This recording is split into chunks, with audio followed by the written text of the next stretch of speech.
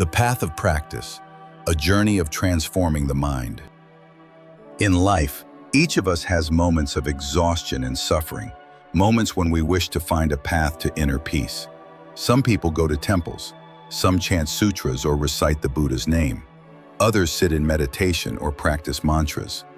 But if we don't understand the true spirit of practice, then even after many years of discipline, our hearts may still not be transformed. As the Buddha taught, the path of practice is nothing other than transforming the mind. All the rituals, all the scriptures, all the effort, they all point to one purpose: to help us recognize and purify our own minds. Long ago, a young monk traveled a great distance to seek enlightenment from a wise master. After days of walking through mountains and forests, he finally reached the monastery. Kneeling before the master, he said, "Venerable teacher, please show me the way to liberation." The master smiled gently, pointed to the ground and said, "You only need to turn around and look within yourself." The young monk was puzzled, thinking the master was joking. But over the years, through every breath and every step, he finally understood. The path is not about searching outward, but returning inward. To the restless mind, to the heart still bound by greed, anger, and delusion. When the mind is greedy, we always feel lacking, no matter how much we possess. When the mind is angry, a single harsh word can wound us deeply and set our hearts on fire. When the mind is deluded, we are led by illusions, believing that suffering is permanent and the ego is the center of the universe. That is why a true practitioner begins by transforming the mind, not by fixing others, not by forcing the world to fit our desires, but by changing how we see and respond to life. The Buddha once said, "The greatest victory is the victory over oneself." Many have conquered nations, but few have conquered their own hearts. A single word of praise makes us happy. A single criticism makes us sad. We are tossed about by gain and loss, like leaves in the wind. So practice is not about changing the world, but about changing the way we see the world. When the mind is peaceful, everything is peaceful. When the mind is disturbed, even in a temple we will feel restless. Remember the story of Angulimala, the fearsome murderer in the Buddha's time. Blinded by hatred and ignorance, he killed 999 people, planning to kill one more to complete a garland of 1,000 fingers. But when he met the Buddha, all his fury melted away. The Buddha did not scold or strike him. He simply looked at Angulimala with compassion. Angulimala raised his sword, but could not take another step. The Buddha said, "I have already stopped long ago. It is you who have not yet stopped." Those words thundered like lightning in his heart. He suddenly realized, all his life he had been running after anger and illusion, never knowing how to stop. He dropped his sword, bowed before the Buddha, and later became an enlightened monk. This story shows the miraculous power of transforming the mind. When the mind stops, karma stops. When the mind changes, the world changes. A practitioner need not escape society or hide in solitude. Right in this noisy world, every moment of anger, greed, or worry is a chance to look within. Every time you notice your own anger, that awareness itself is awakening. Every time you see your attachment, that very seeing is practice. Once a layman asked the Buddha, "World-honored one, I'm too busy with family life. How can I practice?" The Buddha smiled and replied, "Practice is not only for those in temples. Practice means living mindfully in every act." He continued, "When you eat, know that you are eating. When you walk, know that you are walking. When you speak, know that you are speaking. When thoughts arise, know that the mind has moved." That is practice. Hearing this, the man rejoiced and bowed. Indeed, the path of practice does not begin with searching, but with awareness. When we see our greed, greed weakens. When we see our anger, anger dissolves. The mind, once ruled by ignorance, is now illuminated by wisdom. Those who look within realize that all suffering comes from the mind, and only the mind can free itself. Practice is not about becoming someone else, but about returning to who we truly are. The Buddha is not far away. The Buddha is within our own hearts. When the mind is clear, the Buddha appears. When the mind is clouded, the Buddha seems hidden. To return to the Buddha mind is to walk the path of enlightenment itself. The journey of transformation is lifelong. Each day we must observe, listen, and patiently refine the mind, little by little. Transformation takes time, like planting a tree that cannot bloom overnight. But if we keep watering it with mindfulness and compassion, one day, the flower of awakening will bloom within. Someone once asked, "Why do I practice so long and still suffer?" The Buddha answered, "Because you have practiced outwardly, but not inwardly. Like washing your face but forgetting to clean the mirror, the more you rinse, the murkier it becomes. When you finally turn inward and wipe the dust from the mirror of your mind, the light of wisdom shines naturally. Then suffering is no longer frightening, but becomes the teacher that helps you grow." The path of practice has no finish line, and its greatest reward is the peace that arises within. Practice is simply living each day with mindfulness and awareness. When the mind returns home, we are already walking the path. As the Buddha said, "The one who truly practices is the one who turns back and sees himself." The Buddha is not to be found. He is within your own heart. There is a deep truth that few people realize. The Buddha is not far away. People search for the Buddha in scriptures, in temples, and in rituals, forgetting that the Buddha already lives within their own hearts. When your mind is pure, kind, and compassionate, when you can love, let go, and live with awareness, at that very moment, the Buddha is present.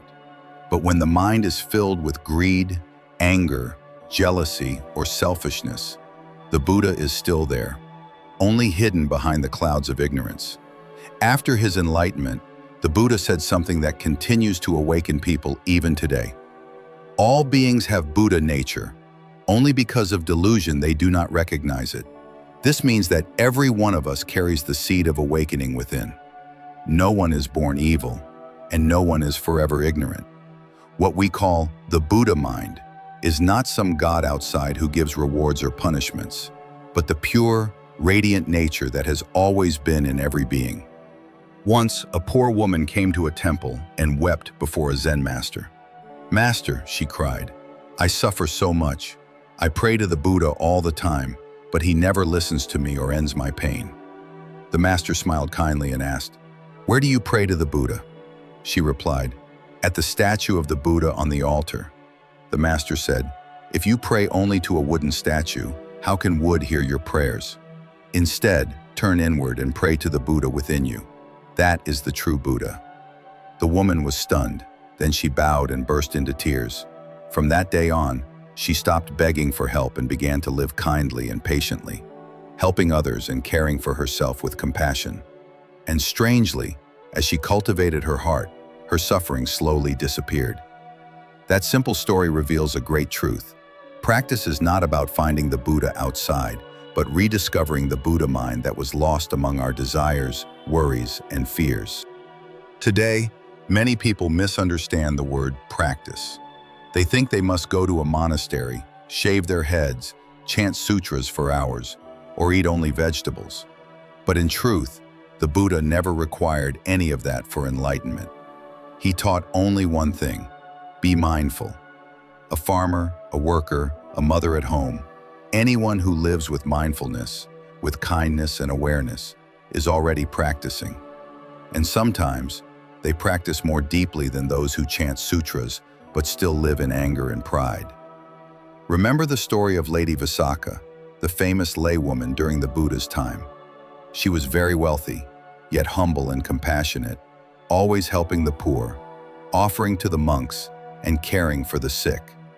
One day someone asked her, "You are so rich, aren't you afraid of losing your merit?" She smiled and said, "My merit is not in gold or silver, but in the heart that knows how to share." The Buddha praised her. She is among the most virtuous women, one who lives in the world but is unstained by it, because she understood that practice is not to run away from life, but to live within it, with a heart that is free and unbound. When we look deeply, we see that within each of us flow two streams: the stream of instinct and the stream of awakening. On one side, greed, anger, and selfishness. On the other, compassion, forgiveness, and wisdom.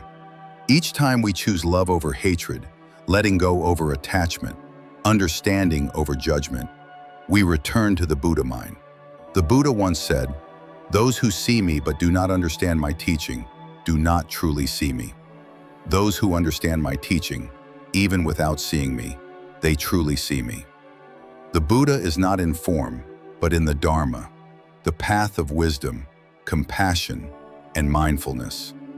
When we live by this path, every breath and every action becomes an expression of the Buddha. Many people ask, "I pray to the Buddha every day. Why am I still suffering?" The Buddha answered, "If you only pray but do not practice, your prayers are useless." The Buddha does not bless or punish. He only shows the way. Whether you walk it or not, that is up to you. It is like a teacher showing a student the road to school, but the student must walk it himself. No one can awaken for us.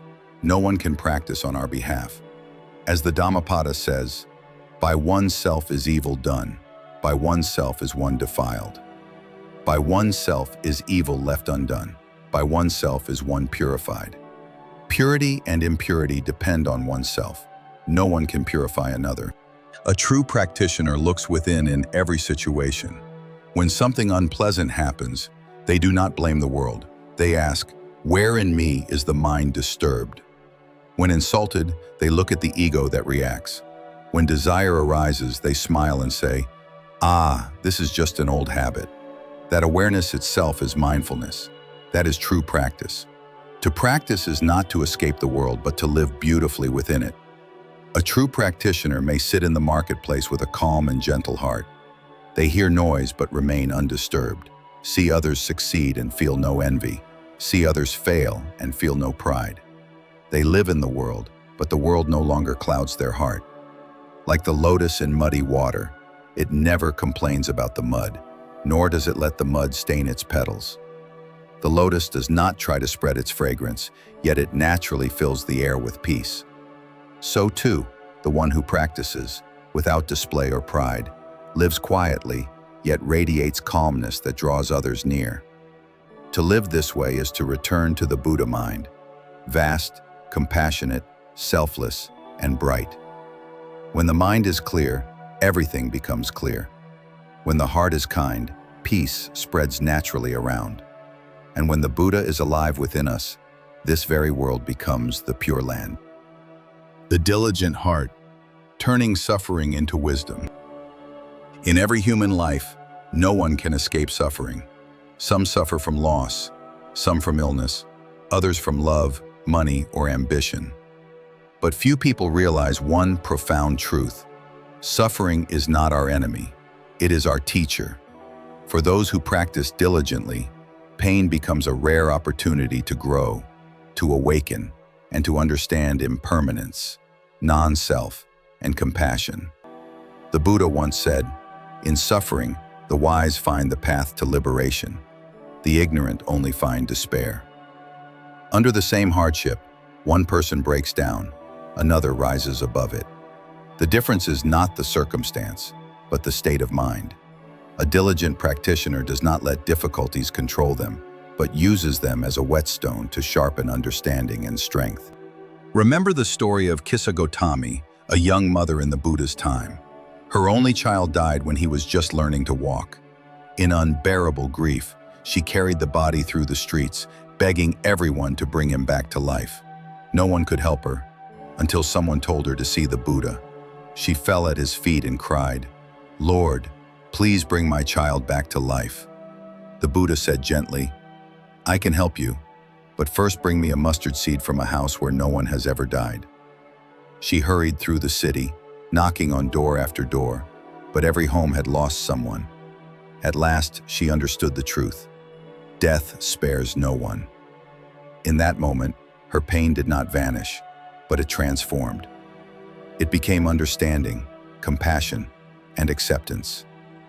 She asked to become a nun, and later attained enlightenment. That is the power of diligence. Not to escape pain, but to look deeply into it, to learn from it, and to turn it into wisdom. A true practitioner does not fear pain, for suffering is the first noble truth, the beginning of awakening. Without suffering, no one would ever seek liberation. By seeing the nature of pain, impermanent, selfless, and conditioned, the diligent one finds peace even in storms.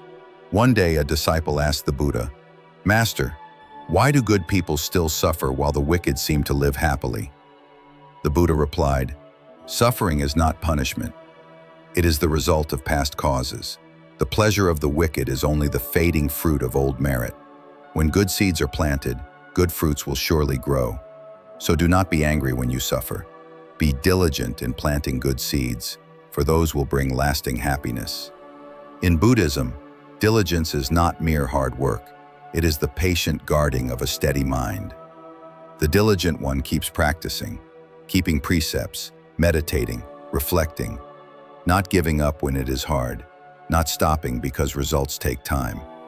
As the Buddha said, practice is a lifetime's work, not a seasonal devotion. Once a young monk complained to the Buddha, "Master, I have meditated for so long, yet my mind still wanders. I feel discouraged." The Buddha asked, "When you play a stringed instrument, what happens if the strings are too tight?" "They break," the monk replied. "And if they are too loose?" "Then the instrument makes no sound." The Buddha smiled. "Practice is the same. Do not be too tense, nor too relaxed.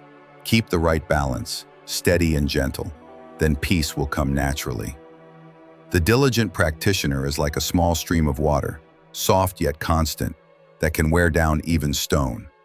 They do not fear failure, for each fall is a lesson in patience. They know that adversity is not an obstacle, but a teacher in disguise. When insulted, they practice compassion. When sick, they reflect on impermanence. When they lose, they learn to let go. Slowly, they see that suffering itself is the most vivid sutra life offers. The Buddha himself endured years of hardship, living on leaves and river water, but he never gave up. Only when he found the middle way, neither indulgence nor self-torture, did he awaken under the Bodhi tree. So diligence is not punishing the body, but refusing to let the mind drift into laziness or despair. If you are suffering now, do not lose hope.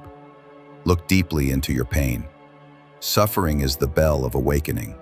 It stops us, reminds us, and teaches us to live truthfully. When we understand that pain is only the fruit of causes, we stop blaming others. When we see every sorrow as a hidden lesson, we begin to grow in wisdom. The diligent one does not try to erase pain, but transforms it with insight, like using fire to cook food instead of letting it burn the house. Through diligence, they find serenity right in the heart of suffering.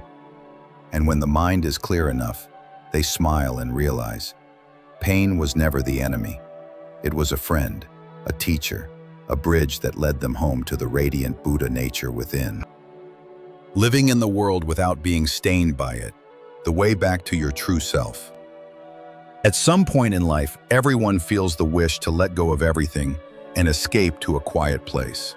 When pressure builds, when the heart is hurt, when faith wavers, we often think that leaving the world behind, going to the mountains or the monastery, will end our suffering. But the Buddha never taught us to run from life. He taught us to live in the world without being stained by the world. To practice is not to leave the world, but to transform the way we live in it. Those who do not practice see life in dualities, success and failure, gain and loss, love and hate. Those who do practice see all things as coming together by causes and conditions, and fading when those conditions end. They neither run away from the world, nor are carried away by it. They still work, raise children, and face daily challenges, but inside, their hearts remain calm, like the still surface of an autumn lake. The Buddha once said, "To live in the mud and remain unsoiled, that is the true lotus." The lotus is not afraid of the mud, for it is thanks to the mud that it blooms. So too, the one who practices is not afraid of the world, because it is within the world that they cultivate the mind of awakening. A true practitioner does not need to wear a monk's robe or hide in a mountain cave. They are those who can stay kind in the midst of noise, who can remain peaceful while living among people. Once, a lay follower asked the Buddha, "Master, in this world full of temptations, how can we keep the mind pure?" The Buddha replied, "Like a person rowing a boat through swirling waters. As long as their hands never leave the oar, the boat will not sink. In the same way, as long as you keep mindfulness, no matter how rough the waves, you will not be swept away." To keep the mind steady is to walk the path in daily life. Every time you know that you are angry, yet choose not to let anger speak for you, that is practice. Every time you feel desire rising, yet can pause and breathe, that is practice. Every time you see someone's pain and open your heart in compassion, that too is practice.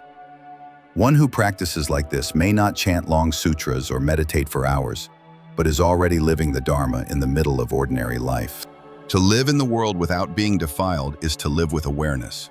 When walking, know that you are walking. When listening, know that you are listening. When happy, know that joy is impermanent. When sad, know that sadness will also pass. Mindfulness is the light that lets us see things come and go without grasping, without resisting, only smiling gently and letting them be.